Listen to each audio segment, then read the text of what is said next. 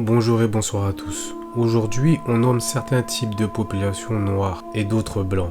Mais connaissez-vous la raison de cette appellation? On répète les choses sans même connaître l'origine et le sens des mots que nous prononçons, sans même connaître la portée des vibrations des sons et des mots que nous prononçons. C'est le cas de blanc et de noir.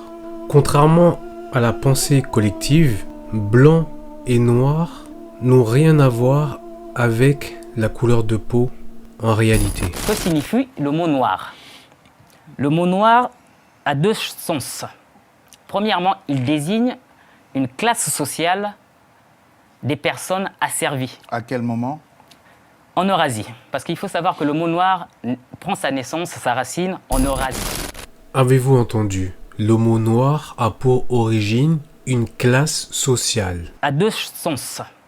Premièrement, il désigne une classe sociale. Le système social, enfin ce qu'on appelle le mode de production, l'organisation sociale des pays eurasiatiques est fondamentalement basée sur un système esclavagiste. C'est-à-dire qu'il y a trois catégories sociales principalement dans la société. Il y a la première catégorie des nobles. Ça, c'est le petit nombre de la population, donc ce qu'on appelle aujourd'hui par exemple l'élite, et qui impose son point de vue au reste de la population. Donc le reste de la population, le bas peuple comme on dit aujourd'hui, c'est ceux-là qu'on qualifie de noirs. Non, noirs, pourquoi noirs? Parce qu'ils sont pauvres, ils n'ont pas l'aisance des nobles, et les nobles, c'est ceux qu'on appelle les blancs justement. Ils sont appelés blancs parce qu'ils sont cultivés, ils sont riches, et ils ont tout le faste qui va avec. Et entre le blanc et le noir intervient une troisième couleur, c'est le rouge. Le rouge, c'est en fait la classe sociale, ou on peut dire caste, des guerriers, de ceux qui vont à la guerre pour le compte des blancs. Et en cas de révolte, par exemple, du bas peuple, ce sont les rouges, donc les guerriers et les soldats qui vont mater le peuple. Et c'est pourquoi vous verrez d'ailleurs que la couverture de l'ouvrage, vous avez le blanc, le rouge et le noir. Donc ça illustre ces trois classes sociales. Si éventuellement vous êtes intéressé par le livre de Amuna Nguanimba, je ne sais pas si je le prononce bien, mais voici le livre. Vous pouvez aussi vous intéresser à Georges Duménil qui parle des trois catégories sociales indo-européennes. Donc vous l'avez compris, blanc et noir à l'origine n'étaient pas désignés pour indiquer la couleur de peau, mais simplement indiquer votre catégorie sociale. Dans ces catégories, vous pouviez retrouver des leucodermes qui, eux, dans leur grande majorité, étaient désignés comme noirs, d'où le mot esclave qui provient des Slaves. Les Slaves étant une population leucoderme. Contrairement à ce qu'on veut bien nous faire croire aujourd'hui, à l'époque, les leucodermes étaient très souvent esclaves. Maintenant, vous avez l'explication de blanc et de noir. Vous savez pourquoi on nommait certaines personnes blancs et noirs.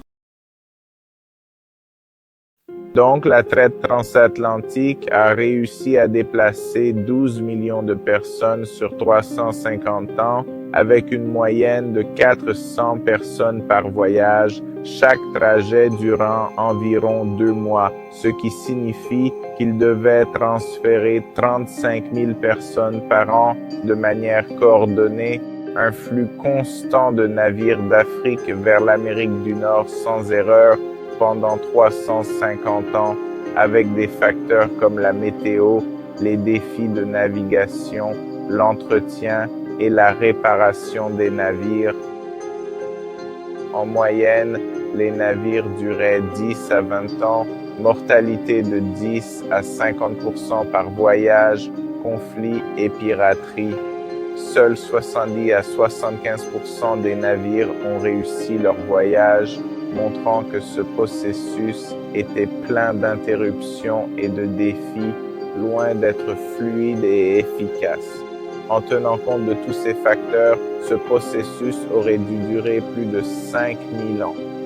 Cela signifierait 86 voyages parfaits par an, 86 navires transportant 34 000 personnes, 35 000 personnes sans faute. Vu tous ces problèmes, la probabilité que 86 navires arrivent parfaitement en Amérique depuis l'Afrique serait de 0,000000000 1,8%. La probabilité d'un tel taux de réussite est presque nulle, mais la traite a transporté 12 millions de personnes en 350 ans sans accroc, alors qu'en théorie, cela aurait dû prendre 5000 ans. Compris. Faites le calcul et puis vous constaterez que les chiffres énoncés pour la traite négrière de 12 millions de personnes ne tient pas la route. En tenant compte de certains facteurs comme l'intempérie, la piraterie, les rébellions, l'insalubrité, les maladies, le manque de lumière, de nourriture, le temps de voyage, vous pensez vraiment qu'on pouvait transporter entre 200 à 400 personnes dans un bateau en bois, sachant que 70% des voyages n'arrivaient pas à destination? Et vous pensez vraiment à cette histoire? D'ailleurs, c'est pour cela que certains nobles leucodermes à l'époque ne se risquaient pas à ce voyage éprouvant, puisque certains n'arrivaient pas à destination. Soyons sérieux un peu.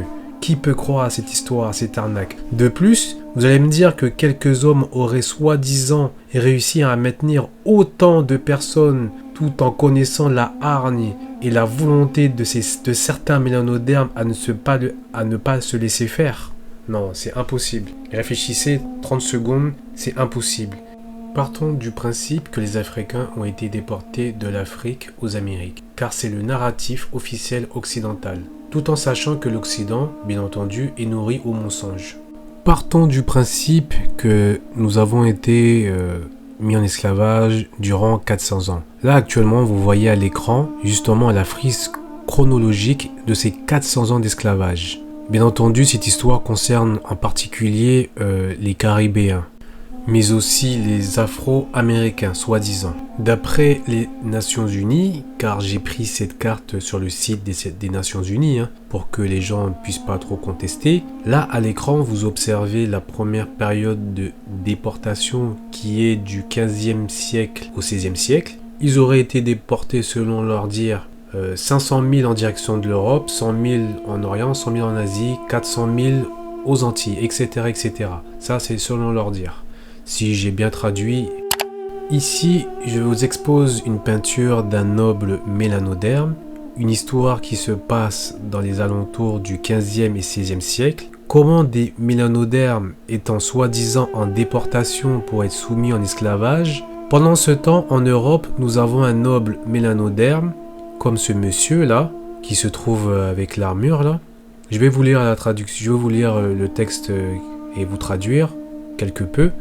Le cardinal Albert de Brettembourg a été châtié par Ulrich von Hutten. Alors dites-moi si je me trompe, en 1517. Dites-moi si je me trompe pour ceux qui lisent bien en anglais. Von Hutten, le mélanoderme, était un chercheur allemand, poète, réformateur. Donc si je comprends bien, von Hutten, c'est le mélanoderme. D'accord? Alors, est-ce que quelqu'un peut m'expliquer qu'est-ce qui se passe?